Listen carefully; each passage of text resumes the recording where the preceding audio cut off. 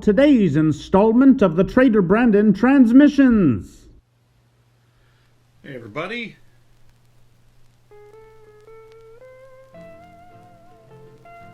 Everybody see me all right here? Everything sound good? Trying to check my, there we go, feed over there's recording as a backup. How's everybody doing today? Hello, hello. Start out a little bit of housekeeping here, a little bit of information. Everybody go over to Tahiti Gill's page and check out his amazing Trader Sam's phone wallpaper that he's made. Tahiti Gill Trading. You're going to want to go download that, put that on your phones. It's amazing, it's gorgeous, it's beautiful. It's everything you want out of a phone wallpaper. So everybody go check that out. We're going to be joined tonight by Brian Kesinger. If you don't know who Brian Kesinger is, shame on you. No. Brian's a great guy. We've had him on before. We're going to bring him on again. On the first episode, he did a drawing of Jose from the Enchanted Tiki Room, of course. And what is someone is trying to hijack my feed. Let's see what he's doing real quick. What is going on? You can't hijack the show. Yeah, I can.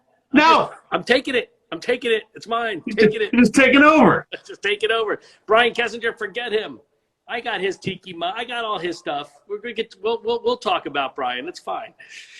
What are you doing? Believe it or not, I was cleaning Griffey's closet. So That sounds exciting. Oh, very exciting. Yes. If these are exciting times. Find anything good? Did I find anything good? Well, we found a lot of stuff to get rid of. That's for sure. And some old trinkets and things like that. Any good old macaroni art, stuff like that? Yes, exactly. That's exactly, yes. We're now actually at the phase where we're going through the kids' stuff, looking for all the macaroni art, and we're going to cook it and eat it. Because we're running out of food. Madman. Crazy madman.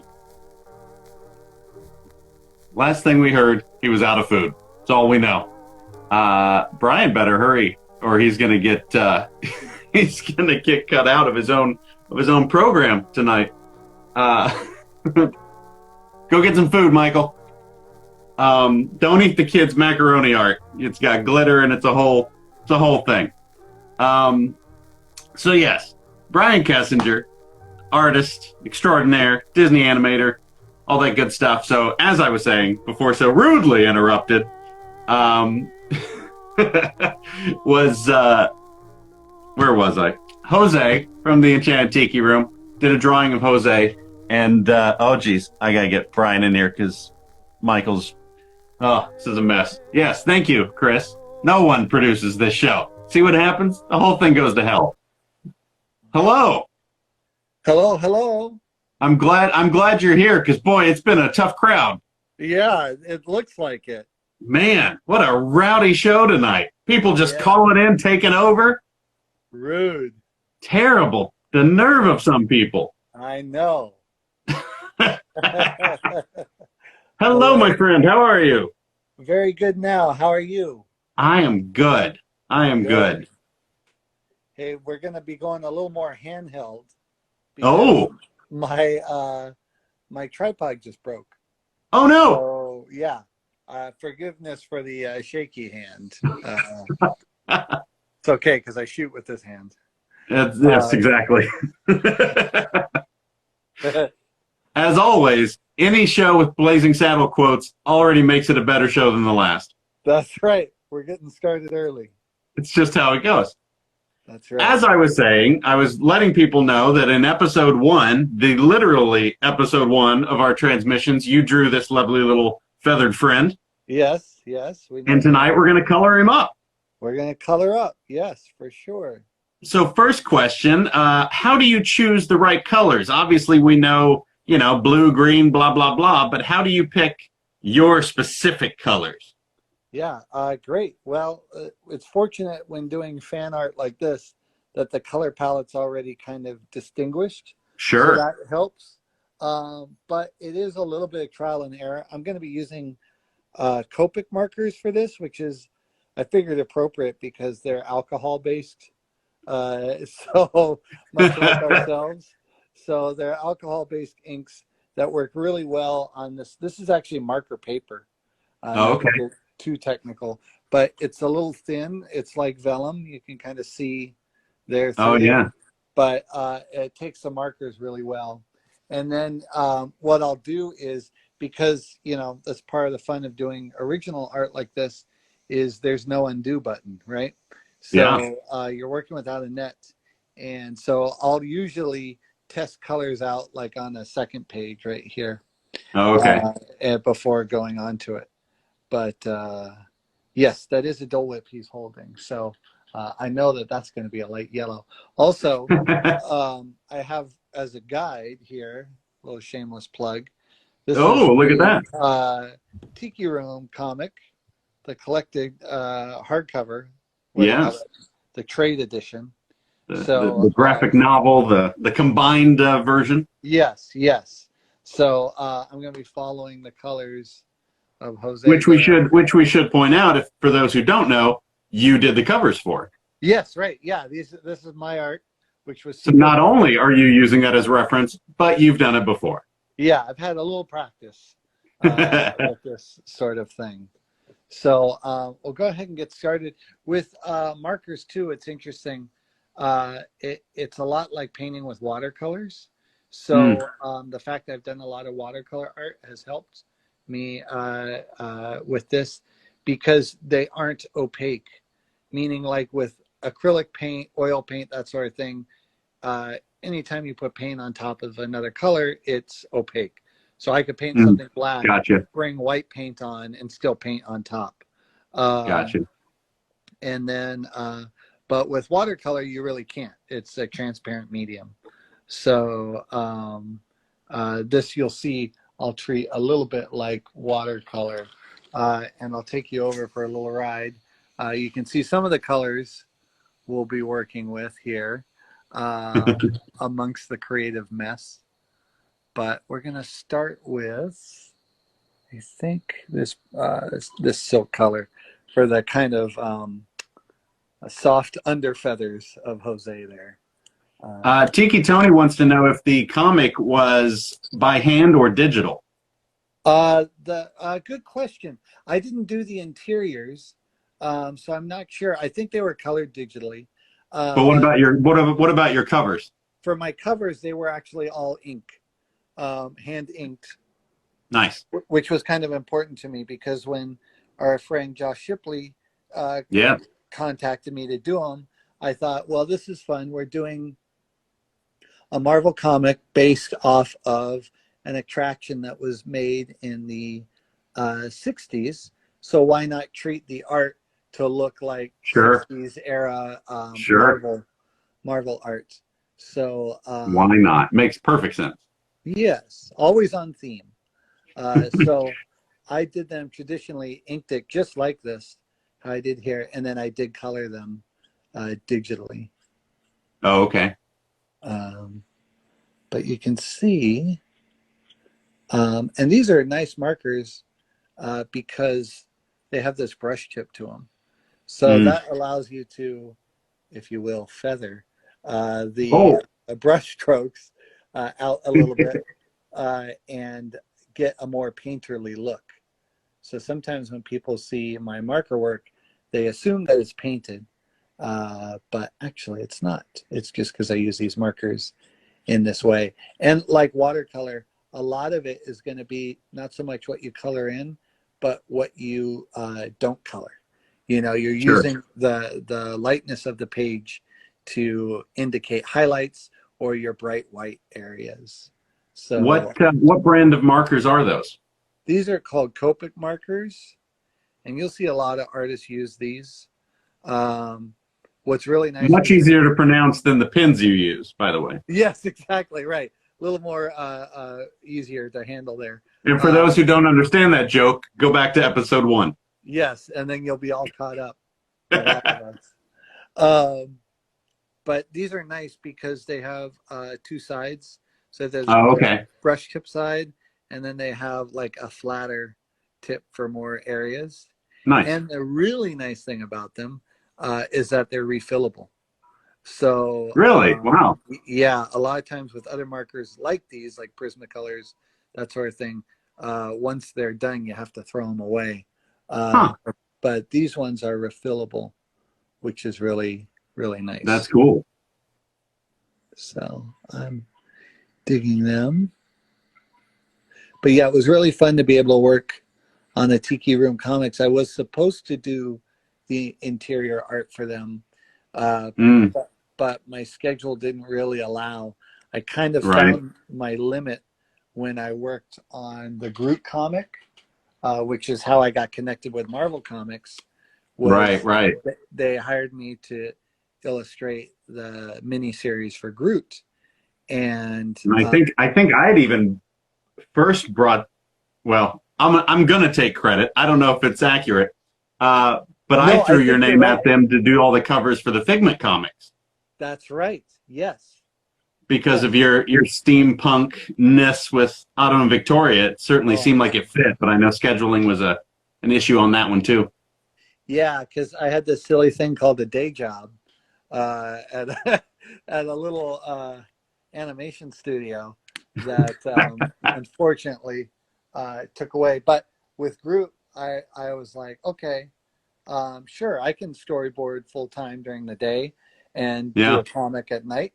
And spoiler alert, I could, but it was very hard. It was very hard. And there would be nights.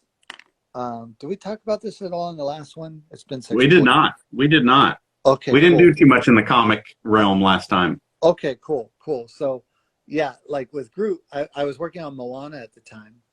Oh, okay. And so I do a full day as a storyboard artist on Moana, and then come home and work on Groot.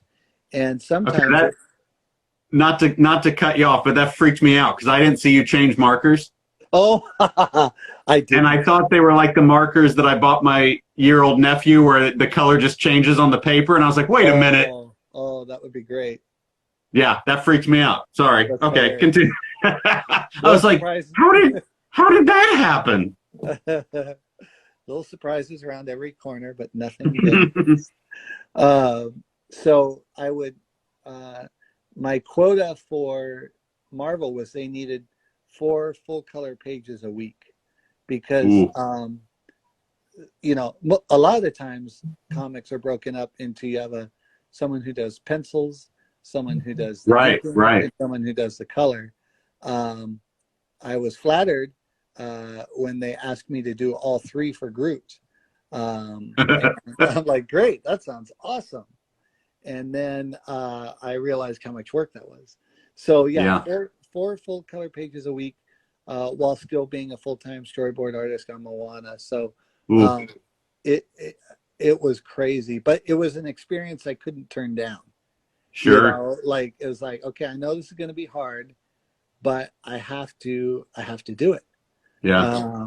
And there'd be some nights where I'd be so tired that I'd be drawing at my Cintiq and literally fall asleep drawing. And I'd wake up and there'd be more drawing on the page than I remember drawing. So I'd literally be sleep drawing. And it was crazy because, or I should say it was fortunate because it was Groot. And he's such a wrinkly, squiggly character that it kind of worked. So I'm That's like, funny. good enough.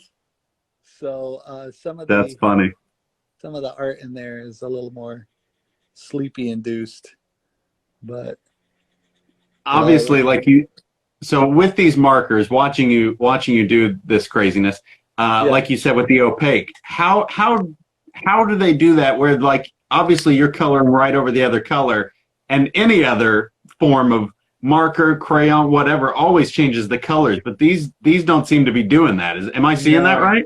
Yeah, you're seeing it right. It'll you know, again, because I'm using a light color right now, I'm using a yellow over that red. It's not going to do anything, and that's partially because of the paper as well. That marker paper. Okay. Because notice too, there's no streaking. No, a lot of times not at all. when you color with markers on normal paper, you get the streaking from the different opacities. But this allows it, because it's a much smoother surface, it can go through and ink almost seeps into the paper. Huh. It's kind of nice. It's like Photoshop layers for real. Yeah, exactly. It's almost like where Photoshop got the idea of layers for. But yeah, Someone asked, what program do you use to draw digitally? almost primarily now I use Procreate, Okay. which is like a $10 app on the App Store. It's only for the iPad and iPad Pro, but Okay. it's incredible. I love it Huh. so much. It's so intuitive. Photoshop is great, but if we remember, Photoshop was created as a photo editing tool, Right. not a drawing program. Right. It's since become a great drawing program, but there's a lot of bells and whistles that you don't need and that kind of get in the way. And so with Procreate, it's been designed from the ground up as a drawing program. And so for that reason, it's a lot more intuitive. And for me, it's the closest I've ever felt to replicating just what I'm doing right now, having a piece of paper and creating art on it. So I really dig it. And a lot cheaper than Photoshop. Yes, and no subscriptions. So And yeah. only $10. Which is pretty amazing, you know. It's a Yeah. company out of Tasmania. Oh wow. Which is great. And yeah, they're doing good things. And now you can animate in it too. Ooh, that'd be fun.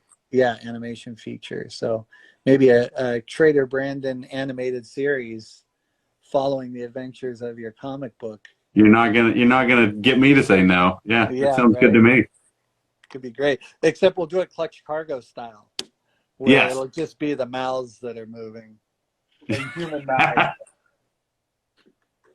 I'd be fine with that too. Yeah, that'd be kind of cool. I think they did something similar on the Incredibles DVD. There's a great short called The Incredipals with Mr. Skipperdo. Have you seen that? I have not. Oh my gosh. Okay, so that's everyone's homework assignment. If you have the Incredibles DVD, look for the bonus feature directed by Teddy Newton, a short animated film that's called The Incredipals, and it is just that. It's a Clutch Cargo style animated short, and it's hilarious. It's so great. I love it. I feel like if we say The Incredibles too many times, Michael's going to show back up and try to take over again. That's why I've only said it twice, because I know if we say it 3 times, he materializes. So we're on a razor's edge with him. And don't put nobody say it again. Yeah. So you can see how many actual colors of yellow I'm using for the beak, just to build up the perceived look of shading and gradation. Let me see here. Using 1, 2, 3, 4, 5, 6 different shades. Oh man. To get this to feel like a complete finished piece. The other kind of roadblock with working in markers is that they don't blend, right? Like it's not like watercolor, it's not like paint where you can like dab a color in and then work it around. So that's why you have to kind of work with lots of different shades to kind of get that appearance. And it's kind of cool because this is a little bit of a lost art form because, you know, back in the day, industrial design, ad mock-ups, poster mock-ups, there was markers were the way to do it. So a lot of the old, in fact, that's why I enjoy geeking out with Mad Men, the series. Oh yeah. They would peek behind, you know, and you'd see their art desks for the ad teams, and you'd see all the markers and whatnot. So, and the vellum. So I kind of dig it. Again, especially because a lot of what I do is digital. So it's nice to take a break from that.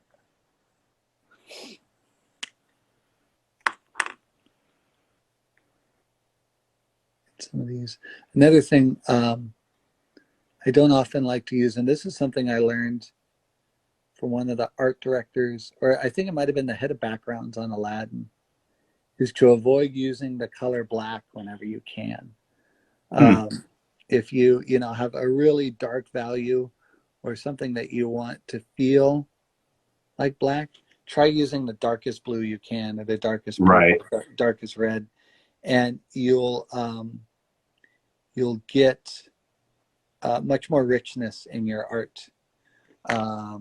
Like even right there, it's a little hard to read on the telephone screen, but rather than color those eyebrows in black, by doing that dark blue, when you see it all together, it'll feel a little richer. And that's why if you go and look at the backgrounds for Aladdin, the animated one, of course, you'll see those backgrounds just feel so rich. And a lot of that is because they're using just complementary colors, which is kind of cool. Yeah, I've noticed that. I actually did that in the comic with our villain, wears a black suit, and I think I've got him pretty much in the darkest navy I could, purplish that I could find. So yeah, it definitely stands out. Yes. Now I'll start working into the wings here a little bit, and he's got those fun kind of multicolored wings. Just to make it simple for you. Yeah, exactly. That's the one thing I kicked myself. The purchase that got away was when Kevin and Jody did that Barker bird, life-size Barker bird. Oh yeah. That's my holy grail to try to get one day, because it's so great, and would have been the perfect model for the comics. Here's some green. Here's a look at what the other tip looks like. Okay. Just more of your standard kind of chisel brush.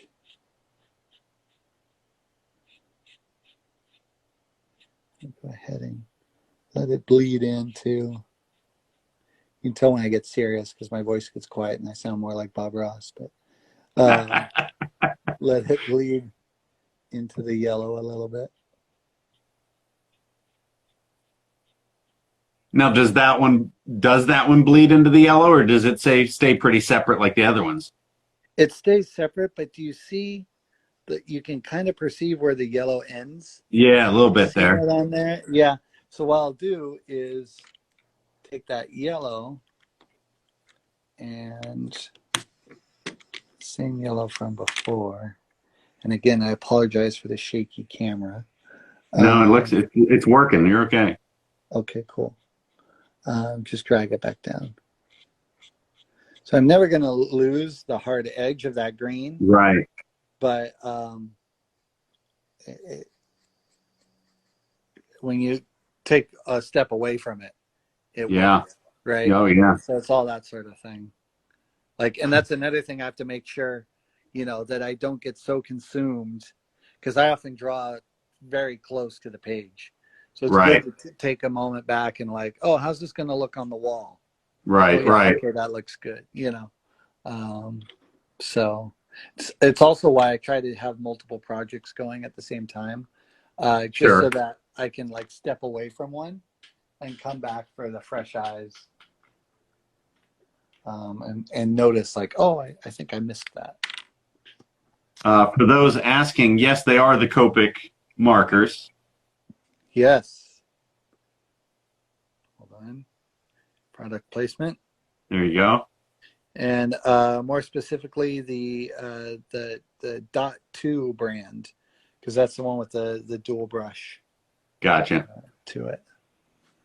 So now he's got, looks like, yes, Skipper Freddy, I am just winging it. Thank you. That's a good one. But I'm bummed. We, sorry, get you back on camera there. We had a online happy hour at work last week, and I was able to amaze my friends with the the mugs that I presented. So I started off with the Tiki Tony diving bell or diving helmet mug, and then went and changed up to the Kali, the Temple of Doom mug that you went. Man, that thing is so cool. I love it so much. It turned out really well. Yeah. Oh, it seemed like one that it was one that I just wanted to do. Again, I think we've discussed it. I think everyone who's come on the show, we've agreed that we really just do things for our own selfish reasons. Yes, that's right. You know, we create things that we want ourselves. Uh-huh. And that mug is the prime example of that. I just thought it'd be an amazing mug, but I'm glad that so many people agreed. Otherwise, yeah. Otherwise, you'd have a house full of them. Well, I got a garage full of them, but they're doing well. That's great. It's always nice when they start to get out into the wild too, because then other people post about them, and then people go, "Oh, that is nice." So yes, so true. I will remind everyone watching at this time to take a screen grab of our program at some point. Tag us both in it, and I've started. Now I'm going to start giving something away every night after every show. So all you have to do is take a screen grab, tag us both in it, and then I'll tally up those posters, those users of you that post it, and give something cool away. So that's awesome. Yes, please. So now we get into these little talons here. Which I'm going to go ahead and give kind of a warm gray color to. While we're doing this, what's one of the craziest moments or stories you have from working at Disney for so long? Oh, that's a great question. Let's see. I remember one time, I got a couple, but the one that comes to mind because it's kind of funny and it potentially may have cost me my job. My friends and I were walking through the halls at Disney, and we were telling some pretty bad jokes. We were like trying to kind of outdo each other. Oh boy. Bad jokes. And we sensed kind of a presence walking behind us, and turned around and realized that Michael Eisner was in the hallway with us and had probably heard almost all of them. And he saw the look on our faces, and we all were like kind of stunned. And then he looked at me and he's like, those are pretty good. And then just went on walking by. And we're like, oh, phew, that was close. That was a good one. There was a fun moment on Tarzan where it was pretty early on in the show, and they were playing the piano demos that Phil Collins had written. Oh, okay. For the songs. And I'm like, oh, wow, that sounds really good. And I came around the corner, and it was actually Phil Collins playing the piano in the piano room on the third floor. Sure, why not? And not a recording. And I'm like, oh, that's when it started to sink in, like, oh, this is where I work. This is the new normal. Yeah. There's a really fun one where my wife Jenny, she used to work at Disney as well in the layout department. They were filming a movie. It was early 2000s, and they were filming a live action film based on the Pirates of the Caribbean ride.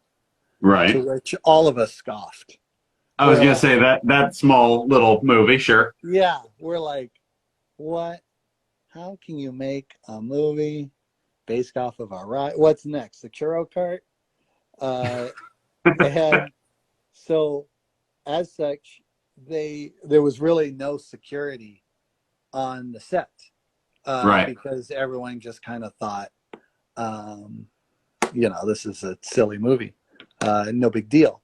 So we walked into this one soundstage, and it was this really cool like blacksmith set, and Okay. there was a donkey there, like we went up and we petted Yep. this donkey that was like hitched up to the turntable there, and then off to the corner were these two like shaggy looking pirates rehearsing their scenes. And Oh, it God. wasn't until the movie came out that we realized that it was actually Johnny Depp and Orlando Bloom. Like, we're like, oh, wow, this is crazy. But one of the coolest parts, and this was like total like Goonies moment, was we snuck onto another stage. Oh, that blue's too dark. We snuck onto another stage, and it was all wood framing, right? Like all scaffolding. It was Right. it was the biggest stage on the Disney lot. It's where they shot 20,000 Leagues Under the Sea, the squid battle. I was going to say, yeah, it's got to be the 20,000 stage. Yeah. Yeah, and I believe that was also the Cherry Tree Lane stage for Possibly. Well, or was it? no, that was because there's the Julie Andrews stage. That's across from the 20,000 stage. Yeah, so it wasn't that. Ours was the 20,000 stage. Yeah. Because what we found is once we, broke through where all the scaffolding was, there were these rickety stairs that let you like go up. So we went up the rickety stairs, and we passed through the scaffolding, and we come out into what is the set from the end of the first Pirates movie, the grotto with all the treasure. It was fully dressed. It had water in there. It had things tied up. You had the big Aztec treasure chest in the middle of the room, and it was lit. So Jenny and I and a couple of the other layout artists truly felt like we were the Goonies discovering One-Eyed Willie's treasure. And man, that I'll never forget. That's awesome. It was so cool just being on the lot during, or being close to the lot, I should say. Sure. Really, yeah, being across the street from the lot. Yes, allowed you these kind of happy accidents of coming across like pretty amazing things. And then so as the movies went on, Pirates 2 still didn't have that much security. And we were able to get on to some of those sets, including they had a really cool black pearl interior, and that was cool because that set was on a gimbal. Okay, that makes sense. Yeah, so it would move and stuff, but it was so cool because all these sets, they're like walking onto the holodeck. You come out from the outside, and it just looks like wood framing, and you walk inside, now you're transported. So, as a Disneyland fan, as a movie fan, to be able to walk onto those sets. And now by the time Pirates 3 rolled around, that's where like security was super tight. People caught on. Yeah, exactly. And if I may, hold on 1 second. My screen's going to go dark for 1 second. But I'm still Nobody panic. No one panic. No one panic. Deep breath. We're all good. This is what it looks like when Brian falls asleep while he's drawing. Yes. Now I'm going to wake up and it's all going to be completed. I was going to say, if you pull this TV or the phone back up and it's done, I'm really going to be impressed. Right. That's where I have my children come in and finish the art. I'm not going to take too much. Aha, I found it.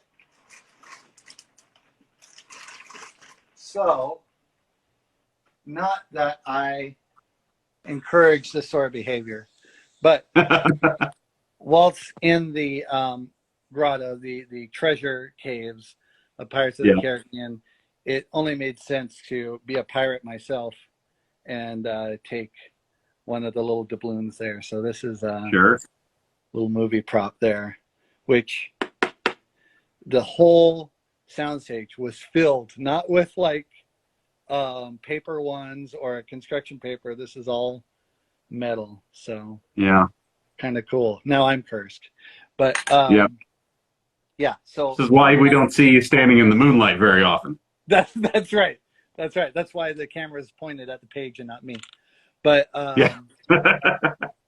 yeah, so there was lots of fun encounters like that. Also during Pirates, my wife and I would play a fun game at the commissary where we would play the game. Oh. Is that a grip or is that a pirate? Because sometimes the grips for the movies were just as rugged and tattooed as the extras. Sure. Sure. Yeah, kind of fun. So let's see, we're going green here. Working on these tail feathers, which are a little more detailed. Again, going off of the reference there. Yeah. Which that was a fun part of working on these comics too, was Josh was able to get me a bunch of reference from the attraction. So Right. it's really always really cool to see that stuff, you know. I'm trying to think. I don't think I have anything from Pirates. I have a little selection behind me here of props from the Lone Ranger, but I don't think I have any Pirates. I will say my pirate story was fun. Pirates, as most people know, had their world premieres at Disneyland. Oh, right. On the river, you know, right, big, massive screen on the rivers of America and the bleachers and all that. So by the time they did the second one was when I was working at Disneyland for Dead Man's Chest, and I ended up working that premiere. Oh, wow. And afterwards, they gave us like this little gift set of thank you for working, you know, because it was late at night and the whole thing. Yeah. They gave us a little chunk of the red carpet. But it was really funny because I remember we all were on Main Street working, you know, keeping the crowds under control on Main Street. Then once they were done with the red carpet, we moved into New Orleans Square and, you know, just kind of did crowd control. And if people needed to know where the restrooms or whatever. Yeah. And I realized that, and this wasn't actually my intention, but I realized that the bridge that crossed over Pirates was really, really dark, right? Because they had turned off all the lights so that people could see the movie. Right. So I remember going to my lead and going, hey, the bridge is pitch black, man. People are walking across that. Like, I'm going to go stand up there with my flashlight and just, it makes me nervous. Because, I mean, it was pitch black. Right. And he was like, oh, yeah, no, that's a good point. Okay, go for it. All right, thanks. So I stood on the bridge all night, which gave me the entire view of the screen on the island. Oh, that's so great. So I literally just stood there with my flashlight, waving it back and forth, and just watched the movie. That's awesome. That was great. So great. And I remember the funniest thing all night, though, was we all had our walkie-talkies, we all had our headsets, and it would be like, okay, Johnny Depp is off the red carpet. All right, great, because he was so slow, right? Signing pictures, signing autographs, taking photos. God love him. And they'd go, okay, he's finally off the carpet. And you'd be like, all right, moving on. Let's go. Let's get ready. They're coming to New Orleans Square. Oh, wait. We lost him. He's gone back. Oh, he's back in front of the castle. And it'd be another half hour. Okay, all right. Wow. Johnny's good. We got it. No, wait. He went back. It was hilarious. The premiere started, I want to say, like an hour late because he wouldn't stop hanging out with people.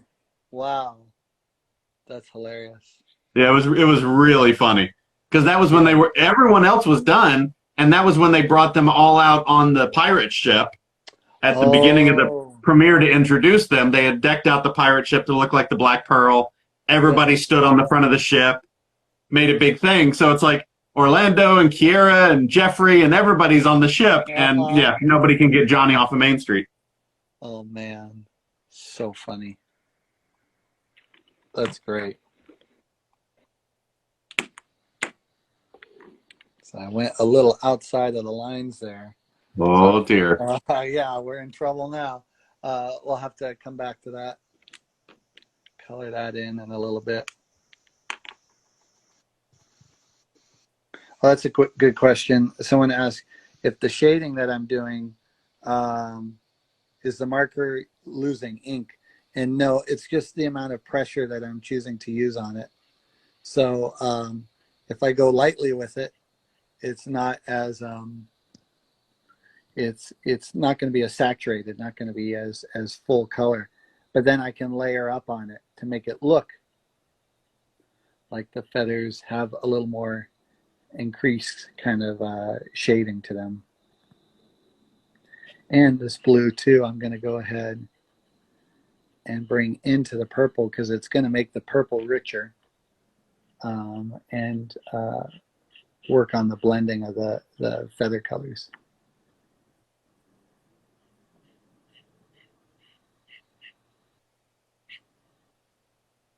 It is, I saw someone actually mention it, but it's very therapeutic just to watch you do this.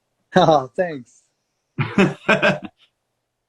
Yeah, if you guys want to follow along on my website, I released a free coloring book based on my dragon art from one of my books that I did on a series of dragons. So if you go to briankessinger.com, in the download section, you can find a 32-page free coloring book. And you can try out some Copic markers on your own or use whatever you're comfortable with. You'll see in a little bit here once I'm done. I'm almost done coloring in with the markers. I'm going to actually bring in some colored pencils and do a little shading with colored pencils just to give it a little more solidity and also a little more warmth. Yeah, that's coming soon. I'll go to the green. Did you ever work at the, you never worked, did you work at the parks? No, I wanted to. I applied 4 times and 4 times got rejected for not being Disneyland material, which was a bummer. That's the other thing, because I always wanted to be a Jungle Cruise captain. Sure. And who didn't? And I can tell you a lot of people don't. yeah, well, that's true. Blessing in disguise. It was always fun when new people would come in and they'd go, I got stuck here, and they're like, I don't like talking in front of people. I just wanted to push a button at Mr. Toad, you know. Oh, that's. And you go, sorry. Yep, you're here now. But yeah, I tried 4 times. My good friend Eric Scales, he ultimately got a job in the park doing the watches. Right. He did that program on Main Street. And then my other friend Sienna, she got a job. It's funny, the 3 of us went in together to apply, and she got a job in attractions, and she got to be on Jungle Cruise the first year they allowed women to pilot to skipper the boats. So that was kind of cool. But yeah, I myself never made it in. Well, you did okay. Yeah, it worked out. I can't complain. It looks like we've got about 15 minutes or so left on this feed. So okay, great. Yeah, we're very close. The wings were the part I was stressing about. Everything else is go really easy, including the little bamboo perch here. So let's see. Time does fly, though, huh? Yeah. So here I'm going to kind of indicate the texture of the bamboo by breaking up my brush strokes a little bit and giving it, a bit of texture, as opposed to just coloring it in like you normally would with a coloring book. You always kind of want to think of what the material is. That's why the feathers, which are soft and a little more sheen, are colored in completely. But the bamboo is going to be a little rougher. Makes sense. Yeah. Again, it's this sort of things for younger artists or newer artists. This is the sort of thinking we look for when looking at portfolios to see, who's really got it, who's got that observation eye. And then what I'll do is I'll use a different shade and dirty it up a little bit.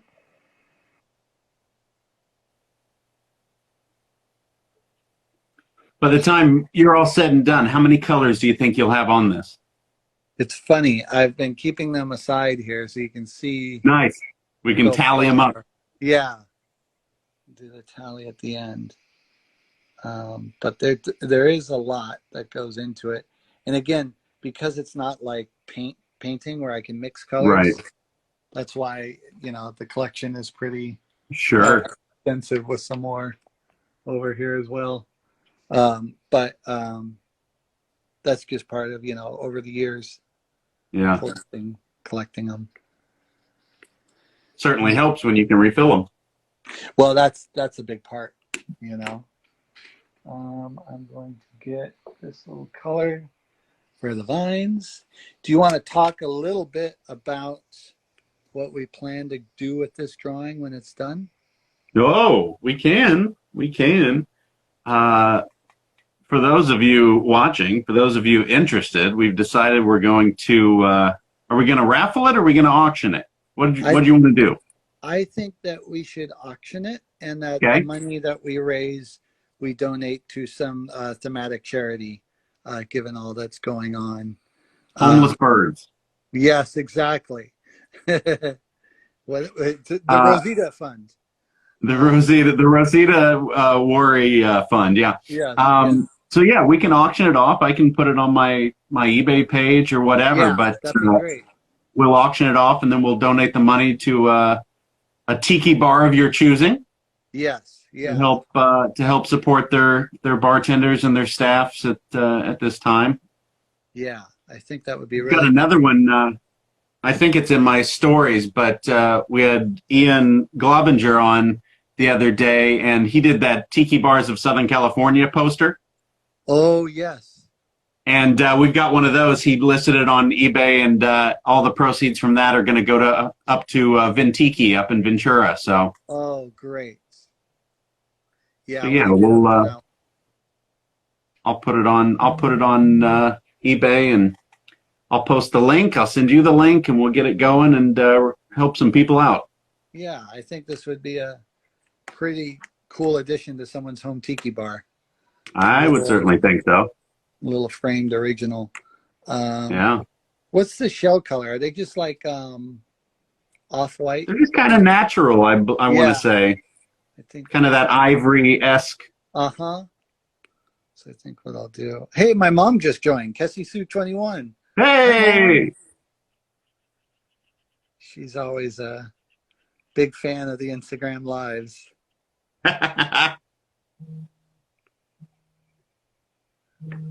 Up there just a little bit. And I haven't forgotten the Dole Whip. I'm gonna do the Dole Whip. Just to drum up more interest in our upcoming auction, how big is this piece? What kind of size are you working with there? Oh yeah, this one is not too big. Where's my ruler? I can't find my ruler, but here's my hand. Oh, there we go. Okay. So there you can see. It's a nice little. It's probably a 5x7. You get a nice little 5x7 bamboo frame. There you go. To go. So. Or 8x10 bamboo frame with a nice mat. Let's not be savages about this. You know. Yeah, please. One does want a nicer look for it. There. For those latecomers, yes, for those latecomers, we've got Brian Kesinger on. Brian Kesinger is drawing and finishing up his Jose drawing that he did back in our first episode of the Trader Brandon transmission. So now we're coloring this. And then once completed, we're going to put it up for auction and donate the money to a tiki bar in need. There's a new tiki bar up here in Burbank that just opened.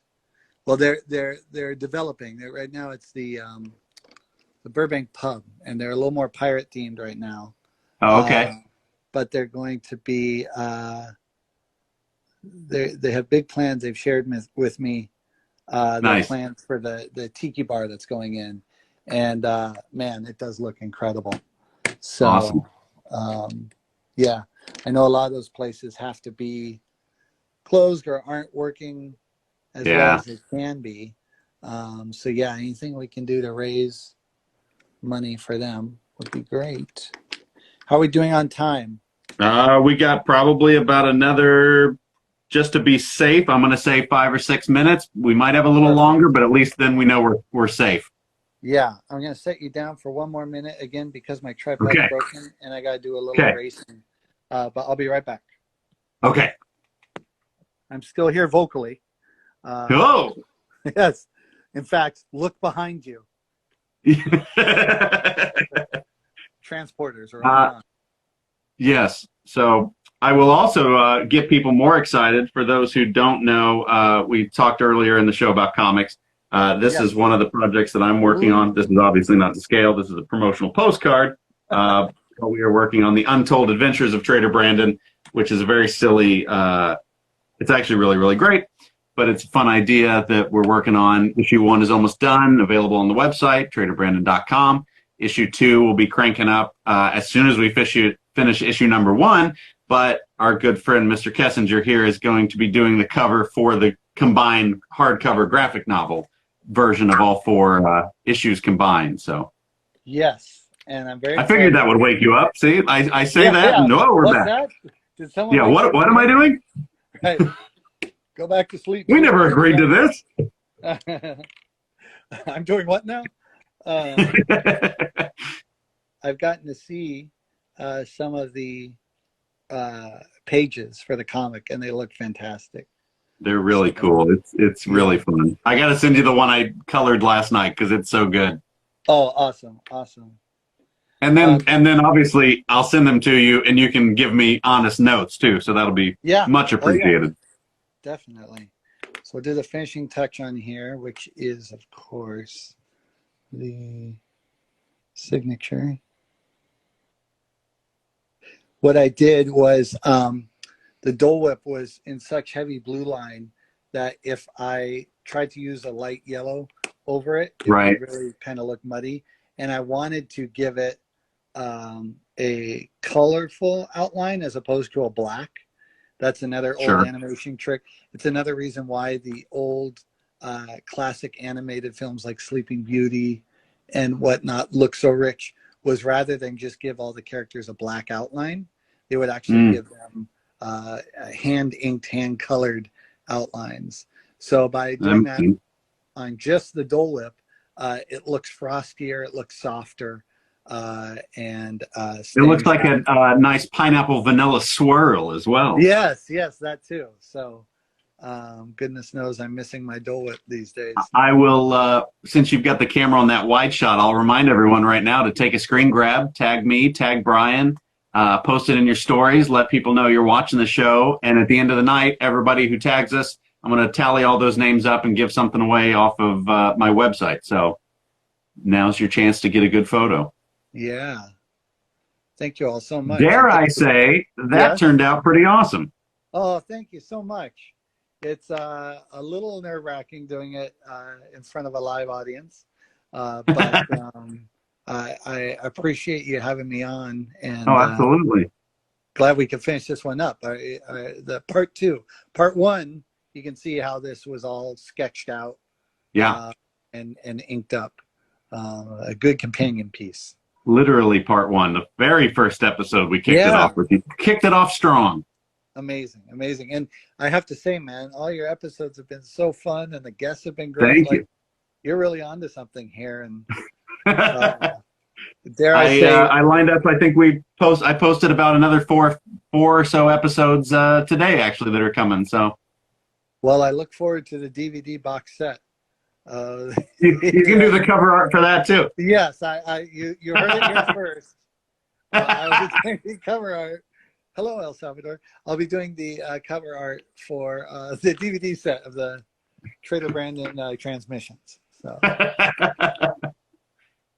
All right, man. That looks great. Great. Well, thank you so much. And you got it. Shoot me a nice clear photo, and I'll get it onto eBay tonight. We can start helping some people out. Awesome. Sounds good. All right. You stay safe out there. Yeah, you too. Thanks, everybody. All right, man. Bye. Thanks, Brian. All right. Thanks, everybody, for tuning in. Who do we have tomorrow? Tomorrow, we've got Rebecca Lord. She's the originator, the founder of Adventureland Day. So we're going to talk to her about that. As I mentioned, I posted maybe 4 or so more episodes on my page today. Coming up, I think right now we've got them all the way through the 21st scheduled. But keep tuning in, keep tagging us, let people know you're watching the show. And there we go. So until tomorrow night, I'll say to stay smart and stay safe, and we'll see you guys then. Thanks, everybody.